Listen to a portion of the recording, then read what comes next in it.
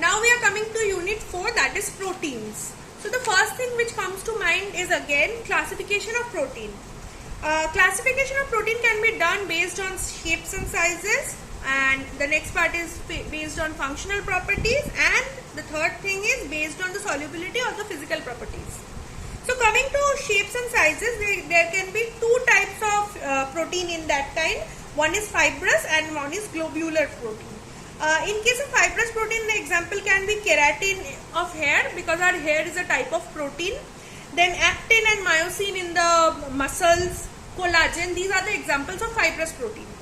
And in case of globular protein, the commonly found examples are enzymes and antibodies, these type of things. Now coming to the second type of classification, that is functional proteins. The first kind is immunoprotein, then contractile protein, respiratory protein, structural protein, enzymatic protein, hormonal protein, and carrier proteins. And by the name, I would say that these all are self-explanatory names, so these need not be done need not be explained much. Based on the third part, which is the main factor for classification, that is based on solubility and physical property of the protein, and the types are simple protein, conjugated protein, and derived proteins. Now what are simple proteins? Simple proteins are those which are made of amino acid units only joined by peptide bonds. Like, so for example, the amino acid and amino acids joined by peptide bonds, these are simple ones. For example, albumin, globulin, gliadins, albuminoids, histone, etc. Now coming to conjugated proteins. What are conjugated proteins? Conjugated proteins are composed of simple proteins combined with a non-proteinous substance, like chromoproteins that example can be hemoglobin, that is a chromoprotein. As the name suggests, chromo means color and globin is a type of the protein. And what it consists of? It consists of iron. Okay. The next is phosphoprotein, again protein and phosphate group. Then lipoprotein, that is lipid and protein. Glycoprotein, that is glucose and protein, or maybe any type of carbohydrate protein, that is. Nucleoprotein, which are ribosomes and other viruses. Metalloprotein, which consists of mainly sometimes zinc or any other type of alcohol dehydrogenase. Mucoprotein, that are follicle stimulating hormone, FSH, which we normally call. Then beta ovomucoid. Now coming to derived protein. What are derived protein? These are not naturally occurring proteins and are obtained from simple proteins by the action of enzymes and chemical agents, heat, mechanical shaking. Example for UV rays or X-rays. Not example, the factors are UV and X-rays. The examples are myosin, fibrin, peptones, peptides, these type of things. Now coming to biological functions of protein. As we have learned from a very childhood, protein is the building material, so it gives a structure to everything somehow. The next thing is defensive protein, because it helps us in repair mechanism inside our body. Contractile proteins are the proteins participate in contractile process such as muscle proteins, which normally helps in contraction and expansion.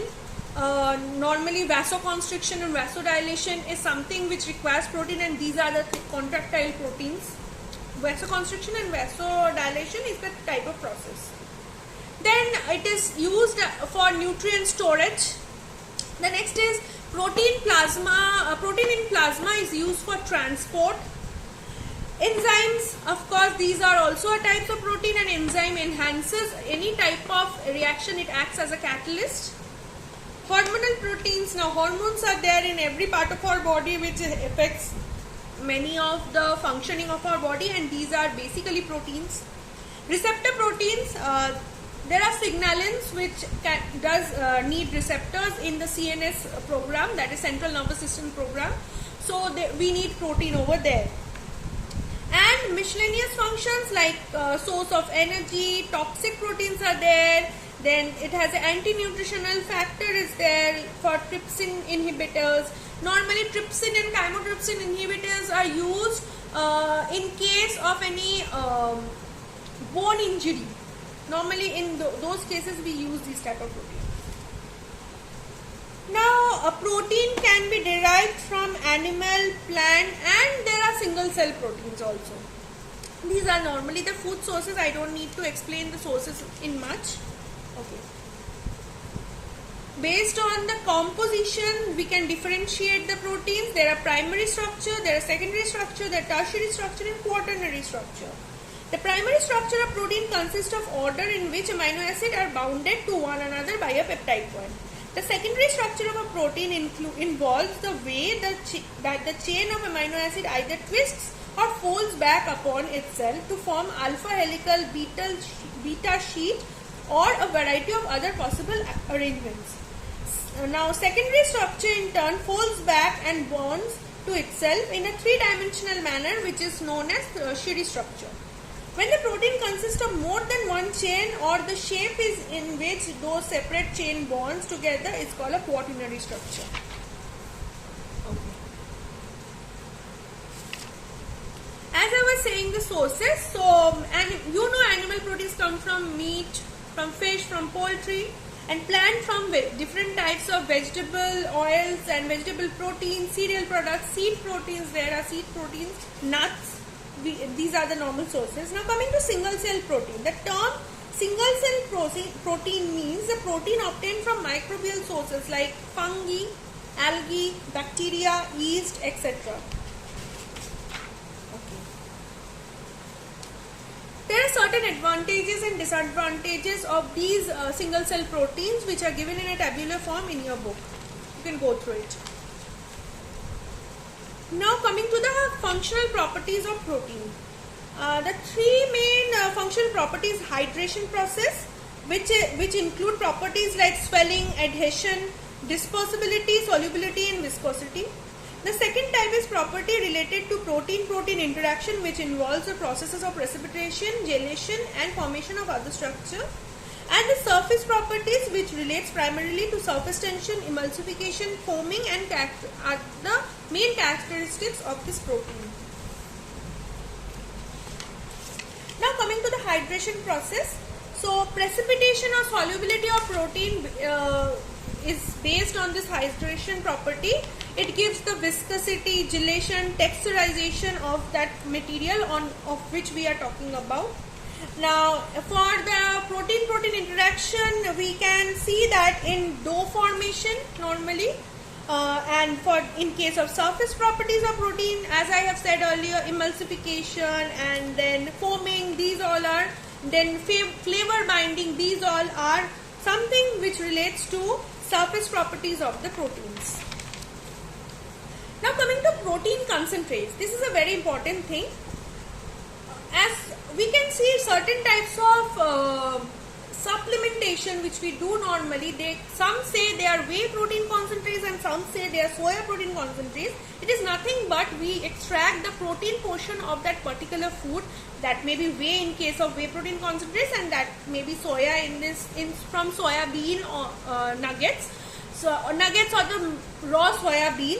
So from this we differentiate it into these type of concentrates. But if you ask me, I would prefer prescribing a person with whey protein concentrate, because that digestibility of that is better. But in case you want instant effect, soy protein concentrates give an instant effect in whatever functionality we are using that.